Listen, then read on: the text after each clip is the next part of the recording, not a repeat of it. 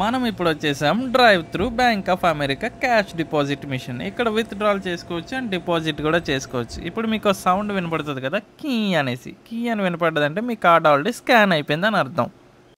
ఇప్పుడు మన ఇండియన్స్కున్న అలవాటు ఏంటంటే ముందుగా డిపాజిట్ చేసేటప్పుడు మనం ముందు కౌంట్ చేస్తామన్నమాట. ఎందుకంటే మనం సిస్టమ్ను కూడా నమ్మం కాబట్టి. సో మనం కౌంట్ చేసిన తర్వాత అసలు ముందు మనం ఎందుకు వచ్చామో చెప్పురా బాబు అని అది అడుగుతుంది అనమాట.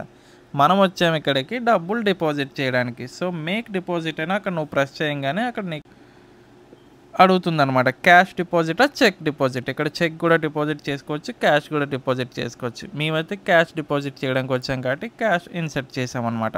క్యాష్ ఇన్సర్ట్ చేయగానే అక్కడ అడుగుతుంది, సో మీరు వేసిన డబ్బులు ఇంత అనేసి వాల్యూ. అది మీకు ఓకే అంటే యాక్సెప్ట్ కొట్టి ప్రింట్ కొడితే మీ రిసిప్ట్ ప్రింట్ అయిపోతుంది. ప్రింట్ అవ్వగానే ఆ రిసిప్ట్లో ఉంటుంది బ్యాలెన్స్. మనలాగే సేమ్ మనం ఎంత వేసాం, మన ఫైనల్ బ్యాలెన్స్ మన బ్యాంక్లో ఎంత ఉంది అది చూపెట్టేసింది. ఇంకా మనం డ్రైవ్ త్రూలో వచ్చాం కాబట్టి డ్రైవ్ చేసుకుంటూ మన ఇంటికి వెళ్ళిపోవచ్చు. ఇదేంటంటే సో ఈ డ్రైవ్ త్రూ ఏటీఎం మీకు ఎలా కనిపించిందో ఒక లైక్ చేసి కామెంట్ కొట్టి వెంకీ మామ ఛానల్ని ఫాలో చేయండి. ఓకే.